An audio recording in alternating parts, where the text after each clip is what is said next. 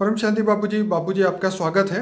आज मेरा ये क्वेश्चन है कि साइंस भी बहुत टाइम से ढूंढ रही है, सब लोगों के बीच में भी एक बहुत बड़ा क्वेश्चन ये रहता है कि पहले अंडा आया या मुर्गी आई। हम ये आध्यात्मिक रहस्य जानना चाहते हैं कि सबसे पहले कौन आया, अंडा या मुर्गी? आप बताइए। देखो, मैं तो केवल एक अंडा और मुर्गी की बात नहीं करता। मैं ये ओवरऑल पूरा स्थूल वतन मतलब पूरे स्थूल दुनिया धरती पर कैसे आई उसकी बातें मैं कर चुका हूँ। हाँ। धरती कैसे बनी, कहाँ से आई, मनुष्य कहाँ से आए। पहले मनुष्य नहीं थे ना जी। जब ब्रह्मांड बना। हमारे ब्रह्मांड की कहानी थोड़ा देखना। तो हमारा ब्रह्मांड का बने हुए ब्रह्मा का 50 साल हुआ। और मैंने उसमें बताया कि निराकार जो है, जिनको परब्रह्म कहते हैं, परमेश्वर कहते हैं, निराकार, इस ब्रह्मांड का रचयिता शिव, जिनको मगर उसका नाम नहीं होता वैसे तो, मगर हम निराकार शिव इसलिए कहते हैं क्योंकि हम आकारी शिव और साकारी शिव शंकर की बातें करते हैं। जी। तो पहले ये थोड़ा बेसिक कंसेप्ट समझना पड़ेगा कि पहले ये इस ब्रह्मांड के अंदर जो फरिश्ता बने, ब्रह्मा द्वारा सर्जन किया तो फरिश्ते बने। तो फरिश्ताओं से भी धीरे धीरे ये अनेक सर्जन हुआ। फरिश्ताओं ने भी संकल्प द्वारा अपने जैसे ही आकारी रूप निकाले। आकारी रूप बना फरिश्ता, जिसके अंदर अंश मात्र भी परम तत्व की शरीर हो तो फरिश्ता कहते हैं। तो फरिश्तों से नीचे गिरते गए तो 3 तत्व वाली आत्मा माना, 3 तत्व माना सूक्ष्म जगत माना, देवता बने। तो सूक्ष्म जगत में या फरिश्ताओं में भी वो दुनिया थी जो हम स्थूल जगत में देखते हैं। ऐसे ही पशु पंखी अच्छे जानवर भी थे, मगर बहुत अच्छे थे, हाई क्वालिटी थे। तो वो धीरे धीरे धीरे करके वो सबको अच्छा लगा। तो फरिश्ताओं की मतलब ऊपर जो 7 लोग हम कहते हैं ना आज से, ये भूलोक से ऊपर भूलोक, स्वर्गलोक, महालोक, जनलोक, तपलोक भी, ब्रह्मापुरी, विष्णुपुरी, शिवपुरी भी परम धाम। तो ऊपर ये सूक्ष्म जगत में अच्छी से अच्छी आत्माएं थी ऊपर में। तो अच्छी आत्माएं थी तो फिर ये सब स्थूल धरती पर जो भी देख रहे हो, हमेशा मैं कहता हूँ स्थूल धरती पर जो देख रहे हैं, स्थूल जगत का कारण हमेशा सूक्ष्म जगत ही होता है। सूक्ष्म जगत में जो होता है वो स्थूल जगत में होता है। इसलिए जो पहले अच्छे अच्छे पशु पंखी जो देख रहे हो वो धरती पर आए, और धरती पर आकर जो पशु पंखी और फिर मनुष्य भी बने ना। पहले मैंने बोला धरती कब बनी, तो ब्रह्मा के 10 साल के बाद धरती भी बनानी पड़ी, क्योंकि जो देवताएं गिर रहे थे तो उसको रोकने के लिए धरती पर बनी। धरती ब्रह्मा के 40 साल बने हुई होगी। तो ब्रह्मा के 1 साल बराबर 31 खरब 10 अरब 40 करोड़ साल होता है। तो आपका कहने का मतलब है जो आपने ये समय बताया, इससे पहले ये ऑलरेडी एग्जिस्टेंस में थे। मगर जिस अंडा और मुर्गी की हम बात कर रहे हैं, जो हम अभी इस दुनिया में, सिर्फ अंडा मुर्गी की बात नहीं है, जितने भी क्रिएचर्स, जो भी क्रिएशन है, चाहे जितने भी जानवर योनि है, बटरफ्लाई है या मछली है या क्रोकोडाइल है, सांप है, जो भी ये जानवर है, ये इसमें से कई चीज़ें सूक्ष्म दुनिया में, स्वर्ग में थी जो आप कह रहे हैं। और फिर जो है वो आकारी रूप में फिर धरती पे सबसे पहले वो साकार में आए, माने एक मुर्गी के फॉर्म में आए। अंडा नहीं आया, पहले मुर्गी आई, ठीक है, वो फॉर्म आया। और फिर वो साकार में बनने के बाद फिर मुर्गी या उसमें से फिर जो है अंडा पैदा हुआ। तो ये जो क्वेश्चन था अंडा मुर्गी वाला, ये दो तरीके से समझना चाहिए कि पहले वो सूक्ष्म दुनिया में थे जब ना अंडा था ना मुर्गी थी, लेकिन उसका सूक्ष्म फॉर्म देवताओं ने अपने संकल्पों से बनाया। संकल्पों द्वारा सृष्टि बनी। तो ये संकल्पों द्वारा जो सृष्टि बनी, तो वो धीरे धीरे धीरे आकारी में से फिर साकारी माने 5 तत्वों में ट्रांसफर हुई। जिस प्रकार आपने पहले बताया कि अपने जो 7 सीक्रेट ऑफ शिवा के अंदर बताया कि शिव ने जब संकल्प किए तो एक से वो अनेक हुए, तो निराकारी से वो आकारी बने। महाशिव ने जब संकल्प किया, गैलेक्सी का मालिक, आकाश गंगा का मालिक जी, महाशिव ने एक संकल्प किया तो अनंत पावर के ब्रेकअप हो गए, शिव बन गए।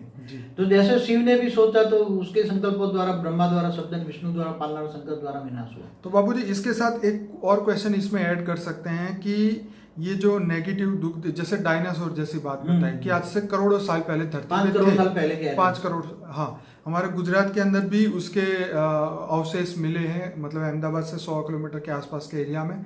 और अनजाने में लोग डायनासोर के अंडों से वो अपने काम करते थे, जीवन मतलब वो। तो कहने का मतलब ये है कि एक जगह है, नाम मैं भूल गया, अपने नेशनल जियोग्राफिक चैनल पे उसका आया था, वहाँ पे 5 करोड़ साल पहले डायनासोर का अस्तित्व था गुजरात में ही। सिर्फ गुजरात की बात नहीं है, तो पूरी दुनिया में थे। पर ये बात यहाँ प्रूफ हो रही है कि 5 करोड़ साल पहले भी जीवन था। भले उसको आज हम मतलब नहीं देख पा रहे हैं, लेकिन तो बापूजी क्या ये डायनासोर वगैरह सूक्ष्म दुनिया में भी थे? अच्छे जानवर थे। ओके, मैं बताऊं कि क्या इंद्रदेव के पास ऐरावत नहीं था जी? भले वो समुद्र मंथन से निकला था, ठीक है, मगर ऐरावत तो था ना। बिल्कुल बिल्कुल। क्या विष्णुपुरी में विष्णु जी का वाहन है, तो गरुड़ नहीं था? गरुड़ भी तो पक्षी था ना, बिल्कुल, पंखी था ना, बिल्कुल।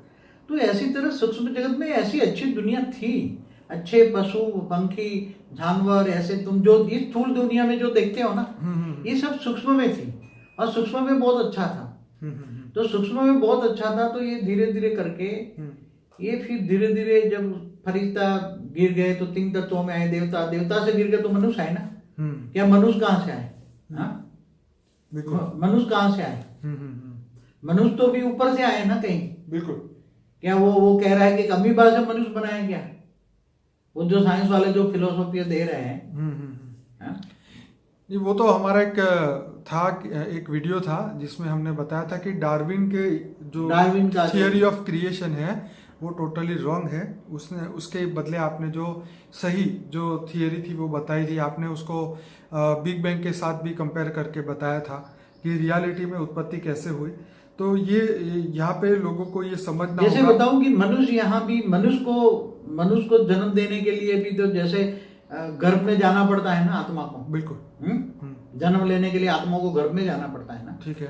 तो ऊपर में ऐसी व्यवस्था नहीं थी, वहां तो देवता भी पुरुष और प्रकृति ऊपर में, इससे भी ऊपर, जैसे देवता तीसरे लोक में रहते हैं ना, ठीक है। उसका सूक्ष्म शरीर 3 तत्वों में आकाश वायु और अग्नि का शरीर होता है, ठीक है, देवताओं का। मगर उससे ऊपर चौथे लोग, महालोक, जनलोक, तपलोक में भी पुरुष प्रकृति तो रहती है ना, उसको हम पुरुष प्रकृति कहेंगे। तो पुरुष और प्रकृति दोनों एक रूप होकर जो जैसे संकल्प करे ऐसे ही अपना रूप और भी रचना कर सकते थे, डायरेक्ट अपने जैसा ही रूप निकाल सकते थे पुरुष और प्रकृति मिलके। मगर मिलना एक रूप होता, ना अकेला पुरुष कर सकता था, ना अकेली प्रकृति कर सकती थी, दोनों को एक रूप बनना पड़ता था। जैसे शिव शक्ति को अर्धनारेश्वर बताते हैं ना, वो अर्धनारेश्वर नहीं, पूरे मिल जाते थे। तो ऐसे धरती पर जो देखो, सर्जन का भी ऊपर सूक्ष्म जगत में सर्जन का नियम अलग है। स्थूल जगत मनुष्य भी अपनी बच्चे पैदा करता है ना, उसका भी नियम अलग हो गया ना। बिल्कुल। तो ये जो जानवर है, तो ये पंखी है, कोई इंडा देता है, कोई डायरेक्ट बच्चे बाहर आते हैं। बिल्कुल। तो ये अंडे के द्वारा हुआ, तो अलग अलग है ना। अंडे भी कई प्रकार के हैं ना, कोई मुर्गी के अंडे नहीं, मोर के भी अंडे हैं, कईयों के अंडे हैं ना।